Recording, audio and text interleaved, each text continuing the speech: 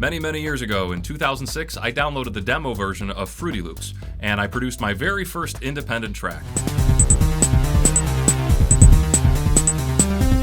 Later that year, I decided to rent out a small public space so I could start teaching guitar lessons out of it.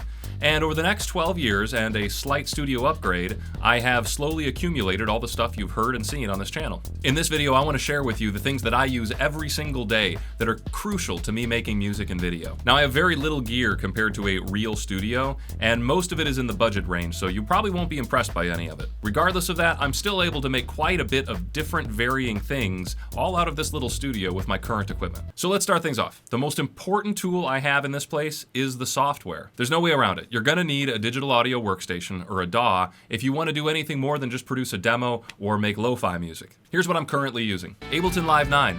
I use this for recording vocals, bass guitar, drums, anything that is actually played in real life. Reason 10. This is where all my sampled instruments and synth sounds come from. I'm a big fan of Reason, and to me it's more than just a DAW, it's like a full instrument. Audacity. I still use Audacity for lightweight editing and the noise removal algorithm.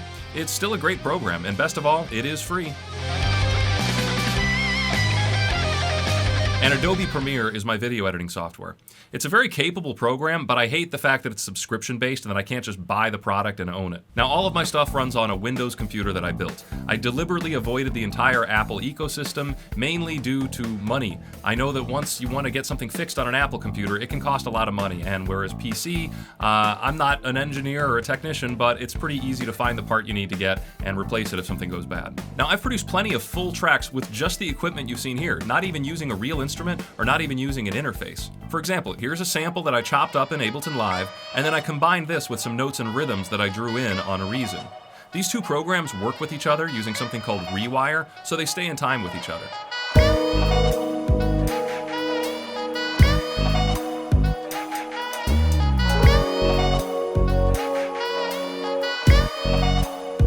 Now, a good next step would be having something like a MIDI controller or a MIDI instrument. Now, a controller won't make any music all on its own. It has to be controlling a piece of software like Ableton or Reason to make it sounds. For quite a while, I just used this Behringer UMX25.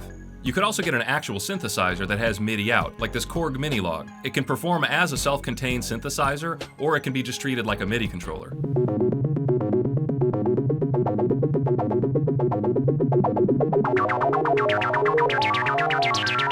Now, I'm a very poor keyboard player, but I really do prefer to have one of these right next to me so I can play around with different tones and occasionally actually record a part. Most MIDI parts I do end up just clicking in with my mouse, but there really is no substituting for a human player if you need a natural sounding piano part. Fortunately, I have a really good friend with world-class piano skills who has left his Yamaha digital piano here. So anytime I need real keys done, like on my song Generation, I'll call him in and he'll lay down the part on this.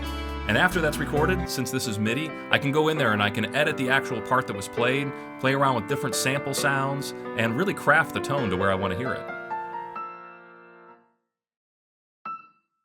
Now, as soon as you get into the world of recording real instruments like vocals, guitar, bass, things start getting a little bit more expensive. You need an interface, something to plug your instrument into that'll plug into your computer. For many years, my little 2-track interface worked just fine, but when I eventually moved to a bigger studio with my drummer friend Jeff, the lead star of my 80s song Come Back Home, we decided that we wanted to be able to mic an entire kit, so we both split an 8-track interface. That was the Presonus Fire Studio project. Now, after several years of abuse, that unit started getting a little weird. It started creating some noise, and I was having lots of problems with it. So this month, I finally upgraded it with the new Presonus Studio 192, which might be a little overkill for this studio, but I really like it, and I've had zero problems with it so far. To record my guitar or my bass, I plug right into this thing. From there, I start processing the signal using the stock effects in Ableton and some VST plugins. For guitar, I use the Lapel and Emissary amp sims. I also use the Nadir impulse loader, and that basically gives me an infinite variety of tones. So I can switch through different amp tones just by putting in different effects on my signal chain into Ableton Live.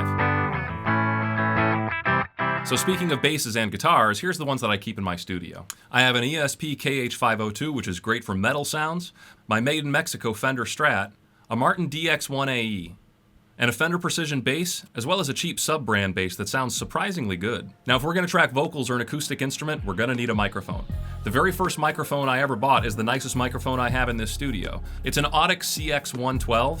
My dad's friend got it for an incredible price, and so I bought it off of him for an even more incredible price. It's a condenser microphone, so it needs phantom power, but that's delivered to it through my interface. The sound quality is fantastic. I use it for all of my vocal performances and all of my voiceovers, and I'll even throw it on an acoustic guitar as well. Take a listen to what it sounds like if I do a voiceover read without any processing through this microphone. All across the country, there's one thing that brings families together. Now I'll slowly add a little bit of equalization.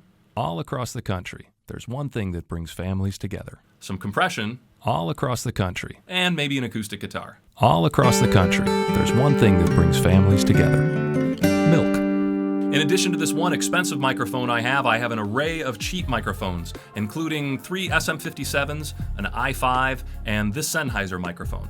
Sometimes I have these all hooked up at the same time if I'm trying to record a live drum kit, or if I'm miking up a live jam session with some friends, which tends to happen now and then.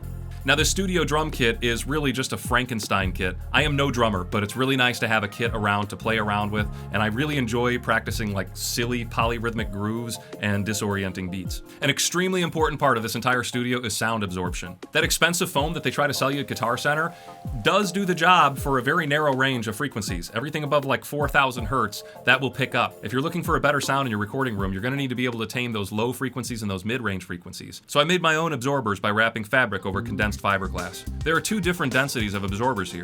The ones in the corner are for trapping bass frequencies, and the ones on the wall are for mid to high range frequencies.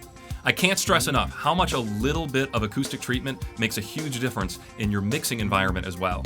I mix on KRK5s, and the first time I did a little homework and started placing my panels more appropriately according to the principles of sound design and acoustic engineering, it made a huge difference. It sounded like I was listening on different speakers. And this isn't even a properly treated environment. This is just better than it was when I came in. So I really do encourage you to put a little bit of time and effort and resource into actually giving yourself a better listening environment, definitely a better recording environment. Let's talk a little bit about video now. I'm recording everything on a Canon T2i. It's a camera that I split with 2 other friends, and then eventually I bought out their share of it since I was using it so much. It's a great camera, and I've been using it since the beginning of this channel, but very quickly I realized that you need light. So I bought a $60 lighting rig that made a huge difference. I also painted the back wall of my recording room candy apple green. That way I always had an accessible green screen. Now, of course, any good studio should have a bucket of mystery cables, random instruments, and a frog guarding a Himalayan salt lamp.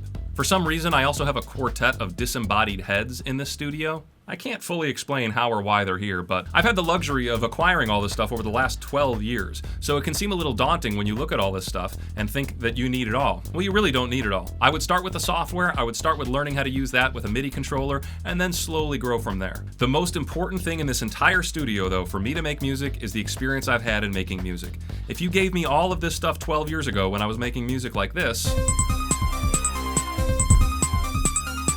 I really wouldn't have known what to do with it. This equipment is rarely what's limiting me. Usually what's limiting me is my ability to write a good song, to mix it correctly, to arrange it correctly, and get all the pieces of the puzzle together. I personally suggest that people wait until they're proficient with an instrument or a piece of gear before they upgrade to the high-end stuff. If you can't sound good on a $200 guitar, you're not gonna sound good on a $50,000 guitar. And the same thing works with this recording equipment. If you can't get a decent sounding recording with a few microphones and a simple DAW, then you're not gonna do much better if you have $1,000 Neumann microphones and all the newest plugins. So I hope you liked this video. If you did like this video, you can thank my Patreon subscribers for making them possible. I'll see you next time, and thanks for watching.